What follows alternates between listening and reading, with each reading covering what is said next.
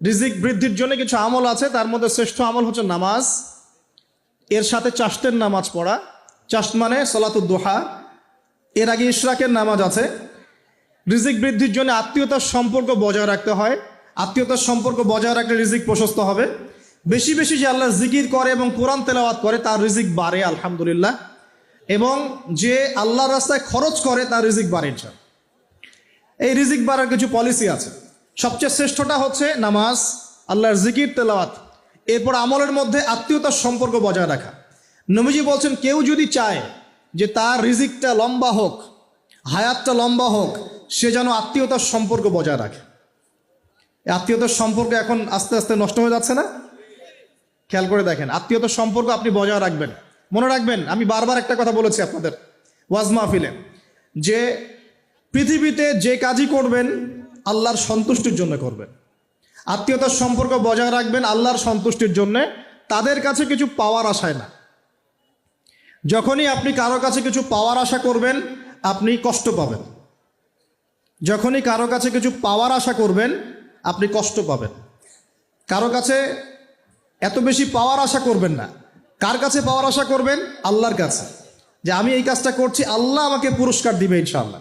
আমি আত্মীয়তার সম্পর্ক বজায় রাখছি কেন?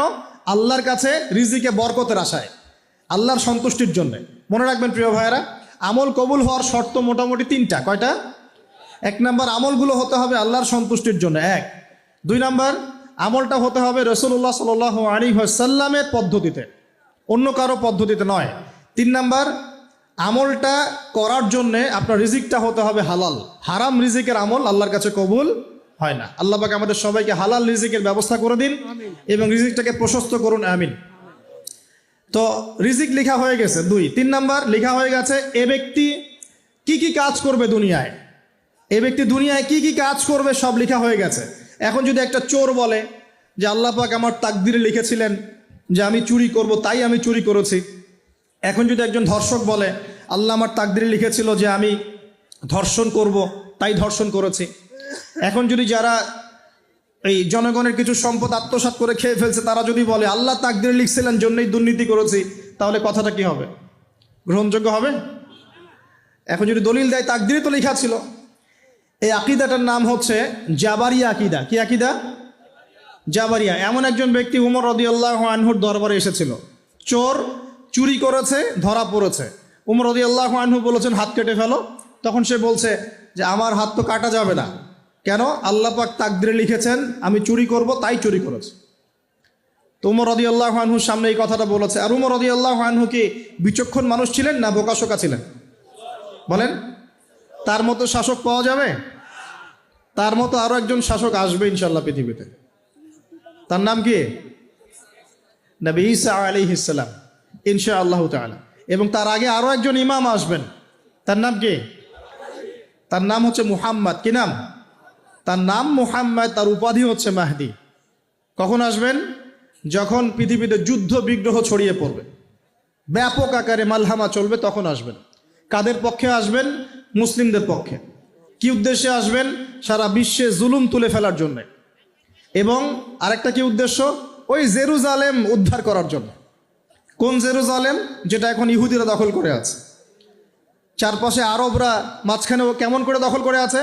আরবদেরকে হাতের মুঠোয় নিয়ে নিয়েছে। এই কারণে মুনাফিকদের উপর টিকে আছে সে, এবং তার পশ্চিমা মিত্রদের উপর টিকে আছে। ঈসা আলাইহিস সালাম কেন আসবেন? এই জায়গাটা পুনরুদ্ধার করার জন্য। ঈসা আলাইহিস সালাম কি পরাজিত হবেন না বিজয়ী হবেন? কত বছর বিশ্ব শাসন করবেন? 40 বছর। এগুলো হবে বিশ্বে, এগুলো হওয়া এখনো বাকি আছে। আরো কি হবে? মুসলিমরা কনস্ট্যান্টিনোপল আবার জয় করবে। এই কনস্ট্যান্টিনোপলের মধ্যে ফিতনা দেখা দিবে অচিরেই, মুসলিমরা ওইটা আবার দখল করবে ইনশাআল্লাহ তাআলা। আরো কি হবে? বললাম ভূমিকম্পের বছরগুলো আসবে সামনে, এবং মুতায়নুন শাদীদ, মহামারীও আসবে। আরো কি? বড় বড় 3টা ভূমিকম্প বাকি আছে এখনো। আগে বলেছি লেকচারে, একটা পৃথিবীর পূর্বে, একটা পশ্চিমে, একটা মাঝখানে। এগুলো এখনো বাকি আছে। বিশ্বে অনেক কিছু হওয়া এখনো বাকি আছে। এখন যা দেখছি এগুলোই সব না, এগুলো চলে যাবে। সময় কি হবে?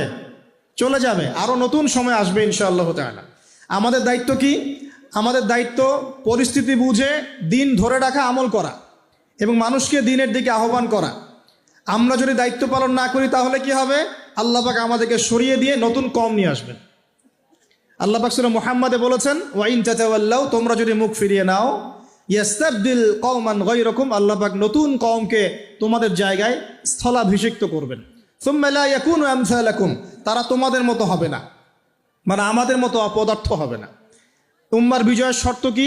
আল্লাহ সূরা মুহাম্মাদেই বলেছেন, ইন তানসুরুল্লাহ ইয়ানসুরুকুম, তোমরা আল্লাহর দ্বীনকে সাহায্য করো তবেই আল্লাহ তোমাদেরকে সাহায্য করবে। ওয়া ইউসাব্বিত আকদামাকুম, তোমাদের পা আল্লাহ দৃঢ় করে রাখবেন।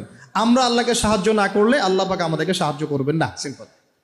আল্লাহ পাক সূরা রা'দের মধ্যে বলছেন, ইন্নাল্লাহা লা ইউগাইয়িরু মা বিকওমিন হাত্তা ইউগাইয়িরু মা বিআনফুসিহিম, আল্লাহ পাক কোনো কওমের অবস্থা ততক্ষণ পরিবর্তন করেন না যতক্ষণ না সেই কওম তার নিজের অবস্থার পরিবর্তনের চেষ্টা করে। তাহলে আমাদের পরিবর্তন কেন হচ্ছে না? কারণ আমরা নামাজ ছেড়ে দিয়েছি। 90% মুসলিমের দেশে কত পার্সেন্ট নামাজ পড়ে চিন্তা করে দেখবেন।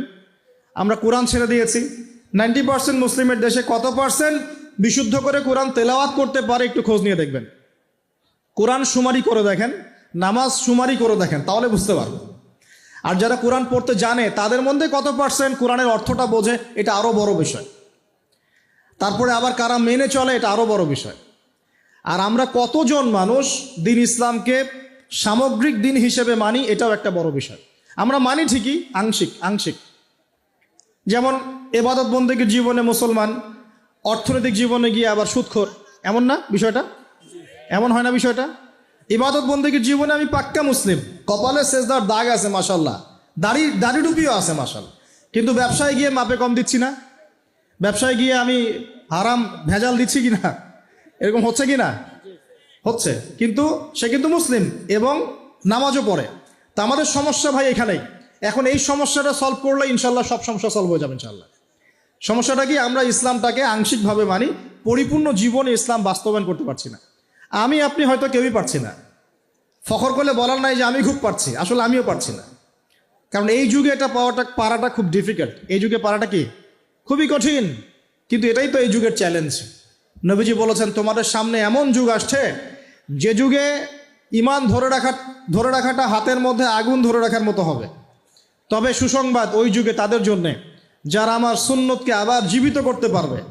যে আমার মৃত সুন্নতকে জীবিত করবে, আল্লাহ পাক তাকে 50 জন শহীদ সাহাবীর সমান নেকি আল্লাহ পাক ভালোবাসেন কি না?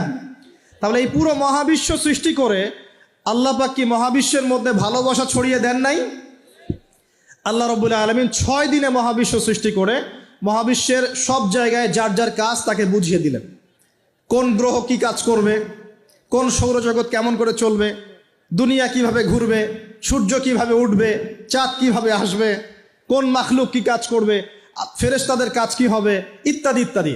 আল্লাহ পাক সমস্ত কাজ বুঝিয়ে দিলেন। সূরা আলিফ লাম মিম সেজদা, হামিম সেজদার মধ্যে আছে, পড়ে দেখবেন। আল্লাহ পাক পুরো মহাবিশ্বের দায়িত্ব বন্টন করে দিলেন।